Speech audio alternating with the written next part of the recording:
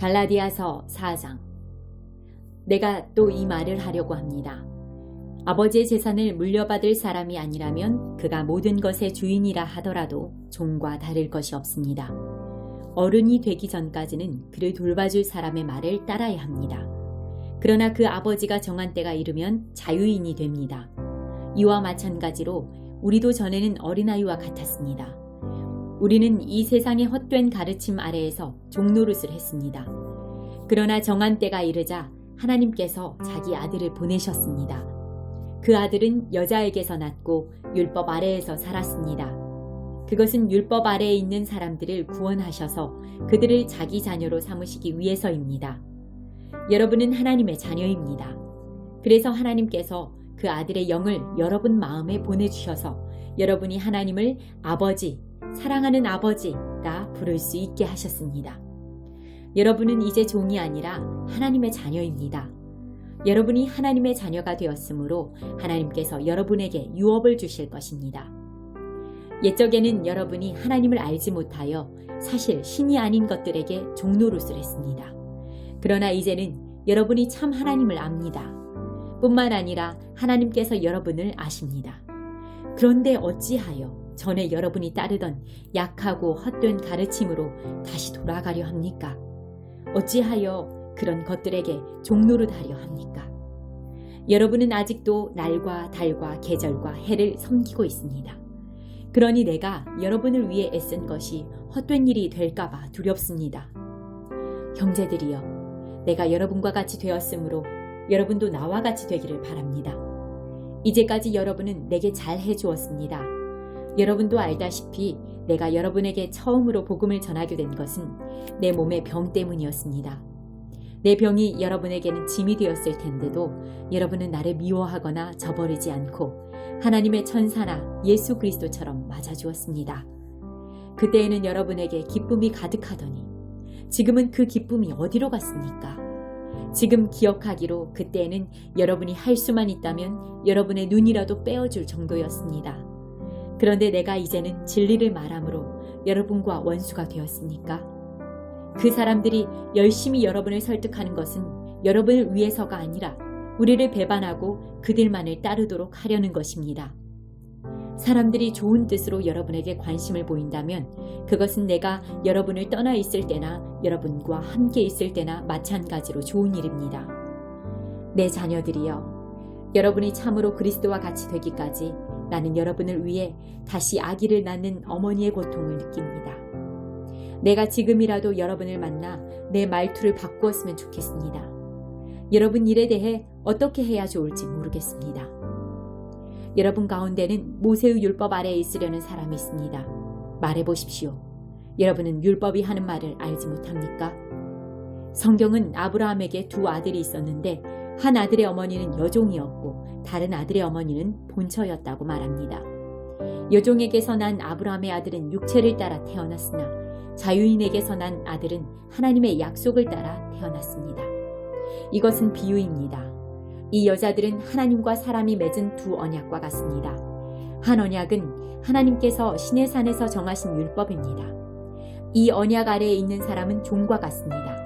하갈이 바로 이 언약과 같습니다. 이 하갈은 아라비아에 있는 시내산과 같으며 지금 이 땅에 있는 예루살렘 성과 같습니다. 그 성도 종이며 그 안에 있는 모든 사람 곧 유대인들도 율법에 매인 종입니다. 그러나 위에 있는 하늘의 예루살렘은 자유스러운 여자와 같습니다. 그는 우리 어머니입니다. 성경에 이렇게 적혀 있습니다. 아기를 낳지 못하는 여자와 같은 예루살렘아, 기뻐하여라. 아기를 낳는 고통을 느껴보지 못한 예루살렘아, 노래하며 외쳐라. 남편이 있는 여자보다 내 자녀가 더 많을 것이다. 형제들이여, 여러분은 이삭과 같이 하나님의 약속을 따라 태어난 하나님의 자녀입니다. 사람의 방법으로 태어난 아들이 성령의 방법으로 태어난 아들을 괴롭혔듯이 지금도 그러합니다. 그러나 성경이 무엇을 말합니까? 여종과 그 아들을 내어 쫓아라. 본처의 아들은 아버지의 것을 다 물려받으나 여종의 아들은 아무것도 받지 못할 것이다. 그러므로 형제들이여, 우리는 여종의 자녀가 아니라 자유한 여자의 자녀입니다. 5장. 그리스도께서 우리를 해방시키셔서 우리는 자유롭게 되었습니다. 그러므로 굳게 서서 다시는 율법의 종이 되지 마십시오. 나 바울의 말을 들어보십시오.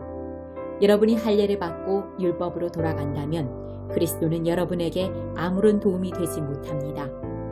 내가 다시 모든 사람에게 경고합니다.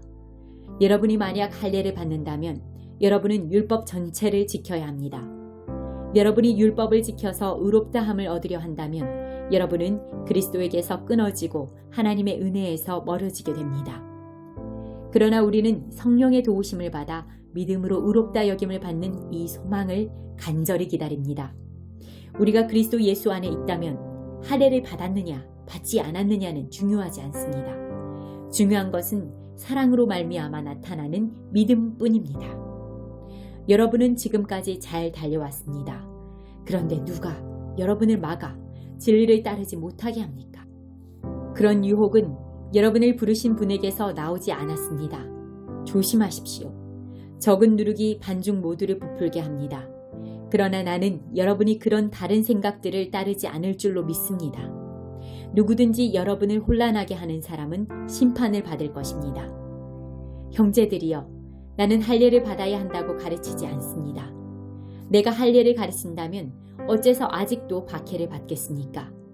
내가 지금까지 할례를 가르쳤다면 십자가를 전하는 어려움도 사라졌을 것입니다. 여러분을 어지럽히는 사람들은 차라리 스스로 고자가 되어버리는 것이 좋겠습니다. 형제들이여, 하나님께서 여러분을 부르셔서 자유인이 되게 하셨습니다. 그러나 그 자유를 육체의 욕망을 채우는 기회로 삼지 말고 사랑으로 서로 섬기십시오. 모든 율법은 내 이웃을 내 몸과 같이 사랑하여라 하신 한 계명 속에 다 들어 있습니다. 여러분이 서로 해치고 헐뜯는다면 양쪽 다 멸망할 테니 조심하십시오. 그러므로 내가 말합니다. 성령을 따라 사십시오. 그러면 육체의 욕망을 따라 살지 않게 될 것입니다. 육체의 욕망은 성령을 거스리고 성령이 바라시는 것은 육체의 욕망을 거스릅니다. 이 둘은 서로 반대되는 것이므로 여러분의 욕망대로 살 수 없게 합니다. 성령께서 이끄시는 대로 살면 여러분은 율법 아래에 있지 않게 됩니다. 육체가 하는 일은 분명합니다. 곧 음행과 더러움과 음란과 우상 섬기기와 마술과 미움과 다툼과 질투와 화내기와 이기심과 편가르기와 분열과 시기와 술 취하기와 흥청거리는 잔치와 같은 것들입니다. 전에도 경고했지만 이제 다시 경고합니다. 이런 일을 하는 사람은 하나님의 나라에 들어가지 못합니다.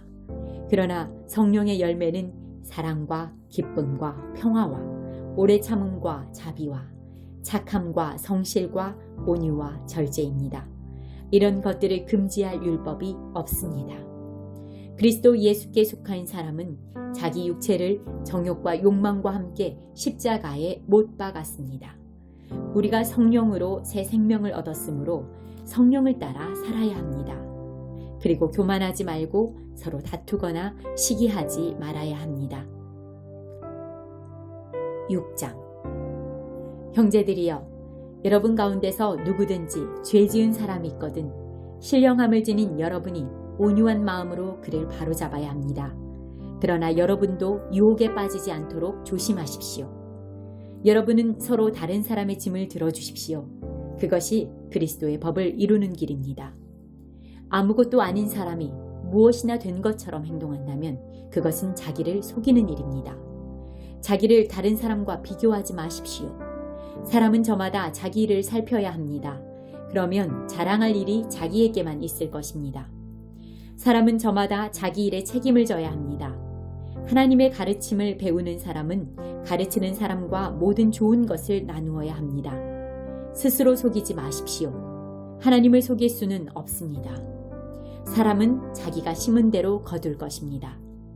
자기 육체의 욕망대로 심는 사람은 육체로부터 썩을 것을 거둘 것이며 성령의 뜻을 따라 심는 사람은 성령으로부터 영원한 생명을 거둘 것입니다. 선한 일을 하다가 낙심하지 말아야 합니다. 때가 이르면 영원한 생명을 거둘 것이므로 포기하지 말아야 합니다. 기회가 닿는 대로 모든 사람에게 선한 일을 해야 합니다. 특히 믿음의 가정에 그렇게 해야 합니다. 내 손으로 이렇게 여러분에게 큰 글자로 씁니다. 여러분에게 억지로 할례를 받도록 하려는 사람들이 있습니다. 그들은 육체를 꾸미기 좋아하는 사람들입니다. 그들은 그리스도의 십자가를 따르면 박해를 받을까봐 두려워하고 있습니다. 할례를 받은 사람들이 스스로도 율법을 지키지 않으면서 여러분에게 할례를 받게 하려는 것은 여러분에게 한 일을 가지고 자랑하기 위함입니다. 그러나 내게는 우리 주 예수 그리스도의 십자가 말고는 아무것도 자랑할 것이 없습니다. 그리스도의 십자가를 통해 세상은 나에 대해서 죽었고 나는 세상에 대해서 죽었습니다. 할례를 받느냐 받지 않느냐 하는 것이 중요한 것이 아닙니다. 중요한 것은 하나님의 새로운 백성이 되는 것입니다. 이 규칙을 따르는 사람, 곧 하나님의 모든 백성에게 평화와 자비가 있기를 바랍니다. 그러므로 이제부터는 나를 괴롭히지 마십시오. 내 몸에는 그리스도 예수의 흔적이 있습니다. 형제들이여, 우리 주 예수 그리스도의 은혜가 여러분의 심령에 있기를 빕니다. 아멘.